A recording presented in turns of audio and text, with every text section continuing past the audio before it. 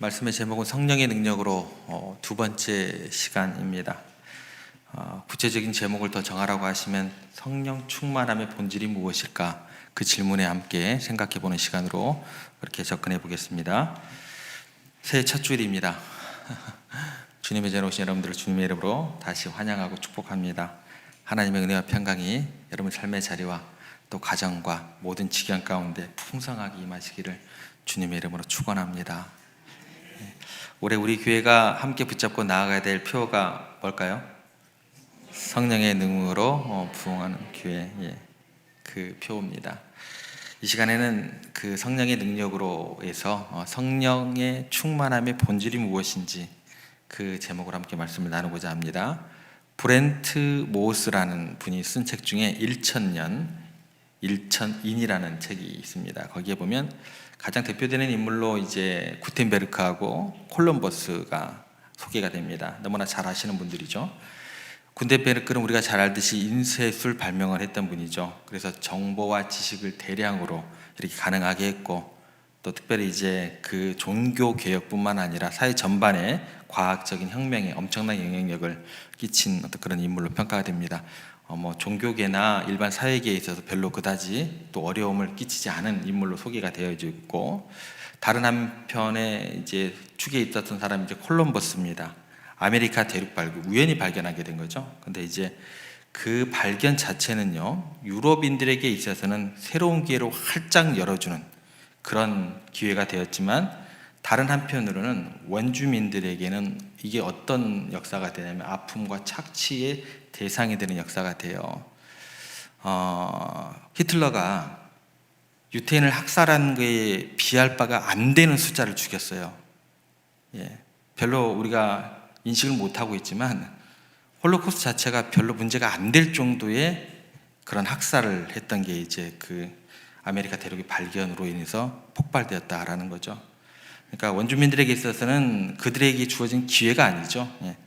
질병, 착취, 그들의 삶의 터전이 완전히 파괴되는 그런 문화 파괴라는 큰 고통을 안겨주었다라는 것입니다. 그러니까 같은 사건이라도 어떤 관점에서는 어떤 시각으로 보느냐에 따라서 그 결과와 평가가 하늘과 땅 차이만큼 극명하게 달라질 수 있음을 보여주는 그런 단적인 예다라는 것입니다.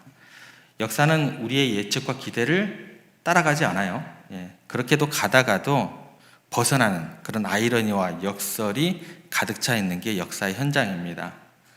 말씀을 듣고 있는 여러분들은 좀 어떠세요? 여러분들 기대와 소망대로 시간들이 이어지던가요? 여러분의 삶 속에서도 그런 경우가 있을 거예요. 야, 이건 정말 아니지. 정말 최악의 상황이다. 어떻게 이런 일이 나에게? 라고 탄식하며 정말 힘든 순간들이 있으실 겁니다. 사업의 어려움, 또 건강의 문제, 정말 사랑으로 서로 보듬어야 될 가족들 간의 그 갈등, 어찌 다 말로 표현할 수 있겠습니까? 그런 고통 가운데 계신 분들도 있을 거고, 그런데 그 가운데 계실 때 기억해야 할 것은 뭐냐면, 지금 당장은 힘들고 괴롭고 고통스럽지만 그 힘든 그 최악의 상황이 역설적으로 어쩌면 여러분의 인생을 더욱더 최고의 어떤 의미 있고 가치 있는 시간으로, 어쩌면 하나님께서 보시기에 아름답게 바꾸는 놀라운 은혜의 사건이 또 그런 계획의 일부가 될 수 있음을 믿는 믿음 가운데 거하시고 그 믿음을 붙잡는 게 우리 가운데 꼭 있어야 할 것입니다.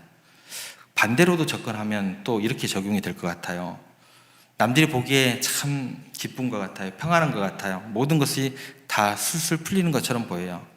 부족의 위에 없이 보이는 그 행복해 보이는 그 상황이 오히려 어쩌면 영적으로 내가 쇠퇴하고 있지는 않은지, 영적으로 걷잡을 수 없는 위기가 될 수도 있다라는 것, 우리들이 명심해야 된다라는 것입니다. 그러므로 우리는 어떤 상황 속에서도 절망하고 낙심할 어떤 그런 내용보다 눈에 보이는 것, 보이지 너머에 있는, 보이지 않는 곳에 숨겨진 우리의 짧은 생각으로는 도저히 헤아릴 수 없는 하나님의 크신 섭리가 무엇인가, 뜻이 무엇인가, 말씀을 통해 주시는 우리의 음성이 무엇인가, 상황과 여건보다는 그 말씀과 그 섭리가 무엇인지 믿음의 눈으로 영적인 통찰력을 가지고 우리가 강구할 수 있어야 된다는 것입니다. 그래서 오늘 말씀을 통해서도 역설 속에서 일하시는 그 하나님의 손길이 무엇인지, 이런 방법이 있구나, 이런 전개가 주어지는구나, 그거를 우리가 좀 경험해 보기를 원합니다. 간접 경험이죠. 간접 경험. 믿음의 선배들은 이런 경험을 했구나. 나도 믿음의 일을 감에 있어서 이런 상황 가운데서 이런 것들을 하나님의 말씀으로 내가 받아들이고 그 믿음 가운데 거해야겠구나 라는 시간이 되었으면 좋겠습니다. 우리가 오늘 살펴본 본문은 초대교회입니다. 초대교회는 그 시작 자체부터가 왕성하고 융성하게 시작된 초대교회가 아니에요. 굉장히 위태로 왔습니다. 그들이 따랐던 선생님이요, 랍비요, 그들의 모든 구세주가 되시는 예수님께서 그냥 처참하게 십자가에 죽으셨어요. 그죠? 그리고 처형당하시고 난 다음에 부활승천을 하셨지만 사람들에게 있어서는 그 뒷얘기는 별로 중요치 않아요. 그냥 죽은 거예요. 그죠? 그리고 난 다음에 예루살렘에는 엄청난 자기들이 생각하는 것 이상으로 상상을 초월할 정도의 박해가 시작되었다는 것입니다. 뭘까요? 막 사나운 맹수가 막 먹잇감을 쫓듯이 초대교회의 성도들을 막 쫓아다니고, 그러다 보니까 핍박이 이제 극에 달하는 그런 상황에 처하게 됩니다. 그리고 그 초대교회의 가장 심각한 뿌리 뽑아야 될 원수 중에 원수 한 사람이 등장하게 되죠. 그게 누구죠? 사울입니다. 바리새인 청년이고 살기가 그렇게 등등했던 사람들은 없고, 왜 그렇게 또 열정은 강한지, 불꽃 같은 그런 열정을 가지고 제사장들과 서기관들이 이야기도 않는데 제가 가서 잡아오겠습니다라고 발벗고 나설 정도로 막 시작된 교회인데 얼마나 가녀리겠어요. 새싹과 같이 그런 교회를 완전히 짓밟을 교회에서 멸망시킬 것처럼, 그렇게 막 눈앞에 재앙처럼 그들이 느꼈을 거다라는 것입니다. 그런데 재미있는 게 뭐냐면 31절 말씀이에요. 31절 말씀에 초대교회 상황이 아주 간결한데 아주 핵심적으로 등장하는 구절입니다. 저희들이 한번 읽어보겠습니다. 그리하여 온 유대와 갈릴리와 사마리아 교회가 평안하여 든든히 서가고 주를 경외함과 성령의 위로로 진행하여 수가 더 많아지더라. 이 장면이 지금 어디서부터 연결되냐면 스데반이 순교하기 시작함으로부터 예루살렘 교회에 불어닥친 엄청난 박해로 인해서 성도들이 어디 붙어 있을 곳이 있어요, 없어요? 다 도망갑니다. 뿔뿔이 흩어져요. 그런데 지금 상황은 어떻게 전개가 되냐면 복음이 유대를 넘어서 사마리아와 땅끝까지 확장되는 역설적인 상황이 벌어진다는 거예요. 그러면 생각해 보세요. 그런 역설적인 상황이 벌어진데 그 박해를 당하고 있는 성도들은 마음이 평안했을까요? 그 성도들의 마음이 어땠을까요? 두려움과 불안이 휩싸여 있었을 것은 눈을 보듯 뻔합니다. 외부의 위협은 여전히 거셌으니까. 그런데 이런 상황 속에서 32절 끝에 보면 교회가 평안하여 든든히 서가고 라고 선포하고 있습니다. 박해와 위협 속에서 어떻게 교회가 평안을 누리고 든든히 설 수 있을까? 그 비결이 뭘까요? 성령의 능력으로, 성령의 충만함으로 여기 있다라는 거예요. 스데반을 돌로 쳐 죽였던 그 사람이 그 시작점이 되죠. 그 사울이 그 복음화의 역할에 기폭제 역할을 하게 됩니다. 핵심적인 역할을 하게 된다는 거예요. 그게 역사적인 사실입니다. 이 사실을 우리가 잊으면 안 돼요. 그렇구나. 역사적으로 하나님께서 사울을 바울되게 하셔서 우리 가운데 그것을 증명하셨구나. 그게 우리의 삶에서 고백이 되어져야 돼요. 그러면 이 사울이라는 핍박자, 그토록 잔인했던 핍박자가 바울이라는 위대한 사도로 하나님의 귀한 도구로 변화될 수 있었을 때는 누구와 영향을 미쳤냐는 거예요. 딱 한 사람이 또 등장하게 되죠. 누구죠? 바나바. 이 두 사람이 사도행전 초반에 엄청난 일들을 감당하게 됩니다. 그 시대는 다시 말씀드리지만 상황이 녹록하지 않았어요. 절망적인 상황이었어요. 초대교회 형편은 너무나 보잘것없었습니다. 그런데 한 사람, 바나바라는 사람이 이 모든 것을 뒤집어 놓는 그 역할을 하게 되더라는 거예요. 완전히 새로운 역사를 써나가게 됩니다. 왜 그럴까요? 바나바는 다른 무엇보다도 세상의 어떤 권력보다도, 세상의 어떤 물질보다도, 세상의 어떤 부귀영화보다도 뭐에 있어서 충만한 사람이라고요? 성령에 있어서 충만한 사람이었기 때문에 이게 가능했다라는 거예요. 그래서 사도행전 11장 24절에 가면 바나바에 대해서 어떻게 소개하는 줄 아십니까? 돈을 많이 가진 사람이더라. 원래 돈 많이 가지고 있던 사람이에요. 근데 그렇게 소개하지 않아요. 착하고 믿음과 성령이 충만한 사람이더라. 이렇게 소개를 합니다. 여러분들이 생각하실 때 보통은요, 성령 충만이라고 생각하면 여러분들은 어떤 모습을 떠올리십니까? 여러분들은 어떻게 지금 생각하고 계셨어요, 지금까지? 뭔가 막 불이 활활 타오르는 모습, 그죠? 불 받아라, 불, 불, 불. 예.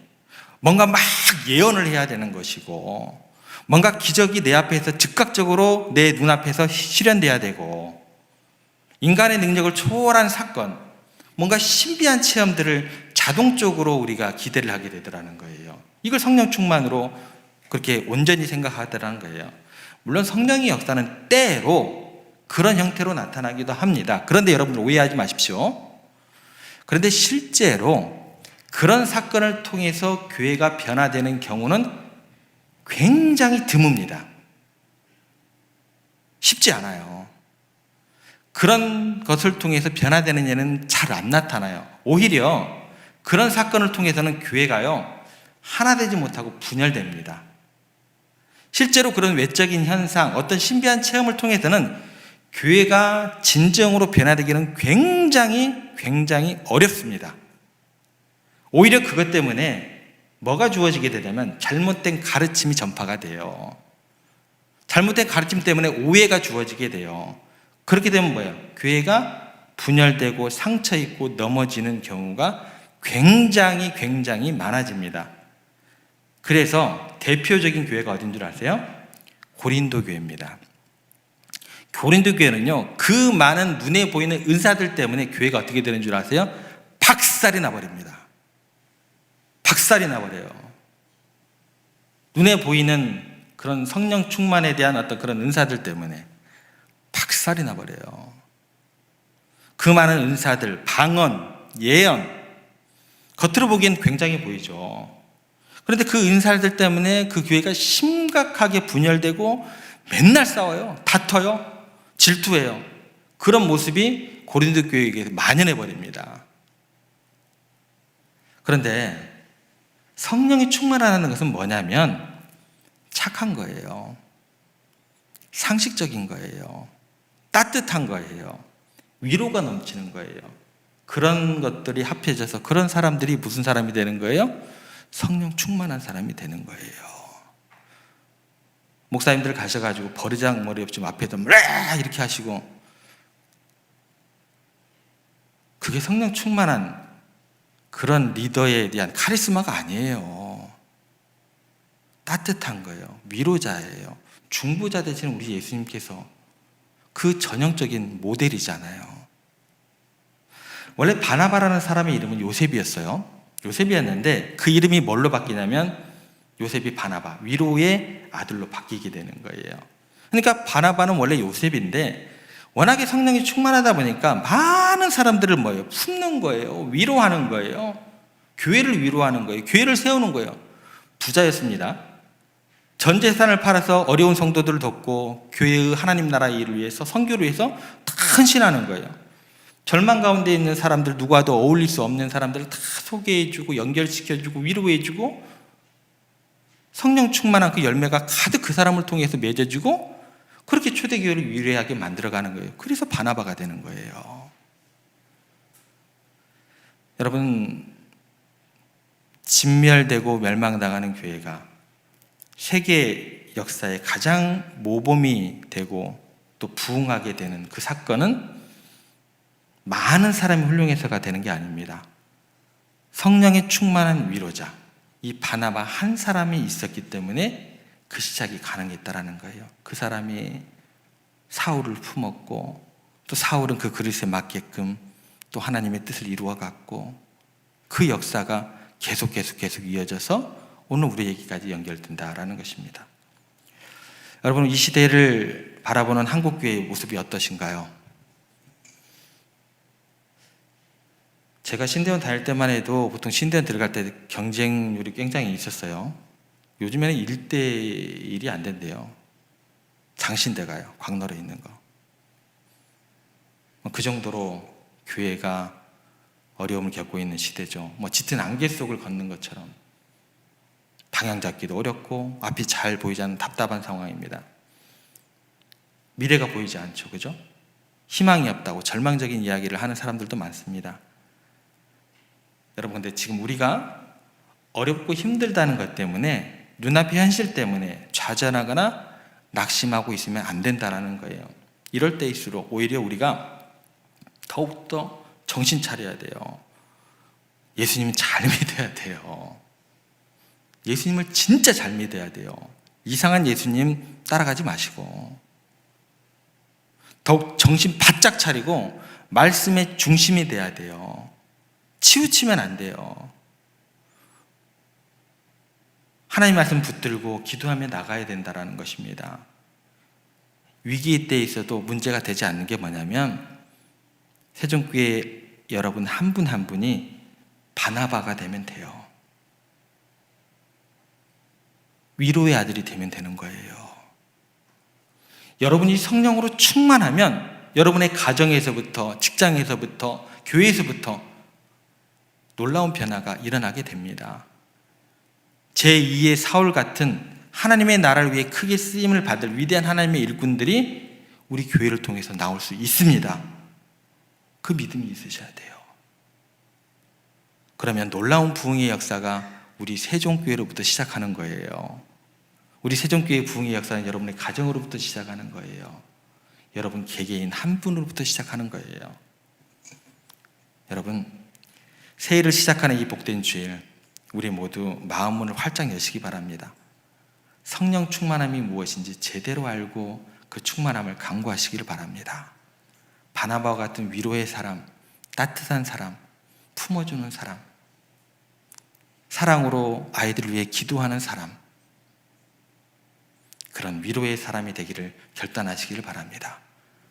눈앞에 어렵고 힘든 상황, 때로 이해할 수 없는 고난 속에서도 하나님의 선하신 섭리를 믿고 성령의 위로와 능력을 의지하면서 든든히 서가는 우리 교회, 또 여러분들의 가정, 여러분의 2025년의 매일의 발걸음이 되기를 주님의 이름으로 축복합니다.